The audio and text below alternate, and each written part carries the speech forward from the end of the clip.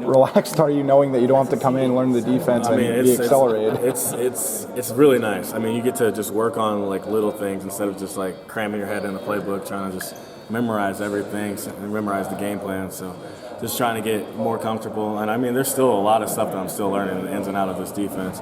Because shoot, I mean, you really think about it, it's probably a 3 or 4 year defense that you're trying to learn there. So still learning and stuff. So, but I mean, it's been really relaxed. It's been really good. Just trying to just take the knowledge of the defense and the playbook to a whole nother level.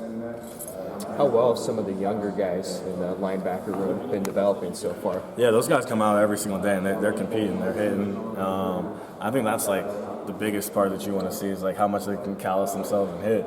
I mean, I think that you got guys out there that are striking, they're having fun, and I mean, their knowledge of the playbook is going through the roof, and we're just getting that whole group to be deeper.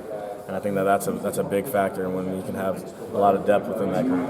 What makes the culture in Iowa different from, let's say, other programs?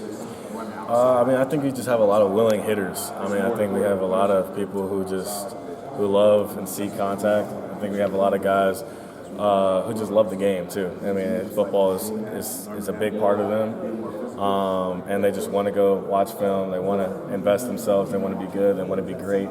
They want to go to the next level, and they want to just compete. And I think that competition just carries on through the tradition. And I think that those guys end up making other people better. And so iron sharpens iron. So I think that that's just the culture of Iowa. Are you a guy that's motivated by personal goals, or do you just try to maximize what you can bring to the defense and think everything else will just kind of be in place if you do that? I mean, that's the question I've never really thought of, honestly. I think, like, my motivation just comes internally. Like, I just know that what I can do, and, like, I hold myself to a really high standard. And so I think that's kind of where my motivation comes from, just, like, knowing the expectation and the goals that I have for myself. And then just, like, you never want to let your teammates down. I think that's a lot of it, too. Like, I never want to let them down, never want to hurt them, and I never want to feel like I'm uncertain, you know. So having that year under my belt in this defense has made me feel a lot more confident in being less uncertain and being more certain in myself for this season. When did you feel like you turned the corner last year? Just when you really kind of, I don't want to say sat back, but you just said, you know what, I'm comfortable in this defense now. I know what's expected of me. I know what to expect of myself. Yeah, I mean, I want to say probably that Penn State game is probably when I started feeling a lot more comfortable. I want to say around that time.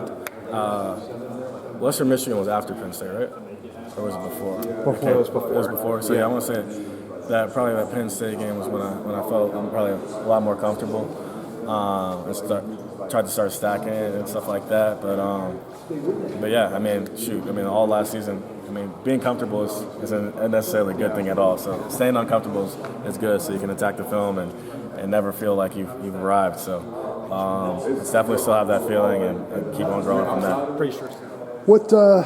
What kind has been your focus this spring? The spring ball is just learning all the other linebacker positions and being able to put 2 and 2 together at the will. And if I'm at the will and Jay's at Mike, we'll collaborate. Or if it's Jaden Montgomery, collaborate and just be the best duo we can out there. Or if I'm at Leo, be the best Leo I can and just understand the whole defense as one whole now. I think about it, man. You've had a lot of good mentors at linebacker. Going back to Campbell and now Jay Higgins and all that. Yeah. What's that meant to your growth? So having Jack here first, I was obviously that was my first 1 or 2 2 years. So being a young guy and seeing Jack, and I mean at the end of the day, you see how a first round draft pick operates day in and day out. So seeing that was pretty cool to see. And the thing with Jay and Jack, they're 2 completely different leaders. Jack is a silent, he's just gonna go and get the work done, and Jay's a guy he's very vocal. He's gonna pick you up, make jokes, keep you happy. So it's very cool to see, and just the relationship I've built with Jay has been pretty awesome these 3 years.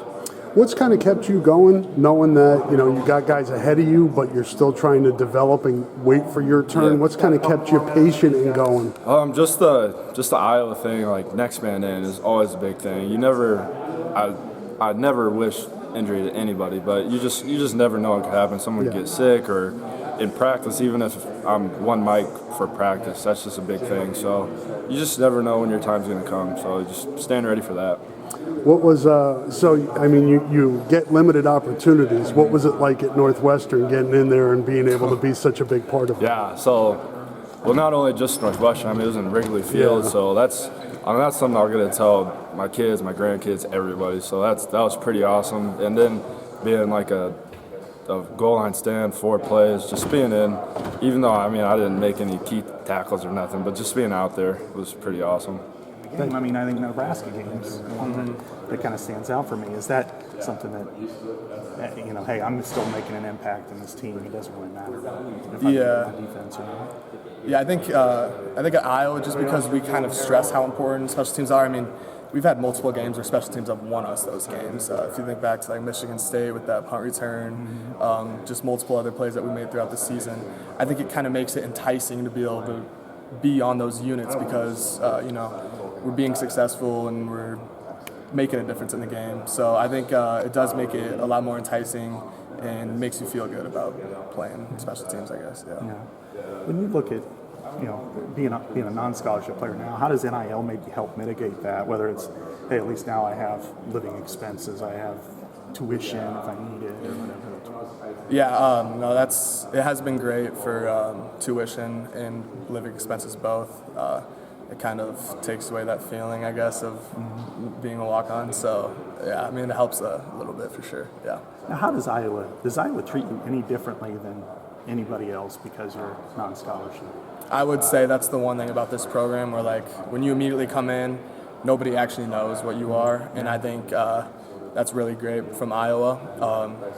But I also think it's good to know that that you're a walk-on and kind of have that chip on your shoulder. But Iowa does do a great job of not separating the two groups. So yeah, it gives the walk-ons more opportunity, as we've seen. We've historically had walk-ons, like Quinn right now, and Kyler's making a difference. Like historically, have had success. So yeah.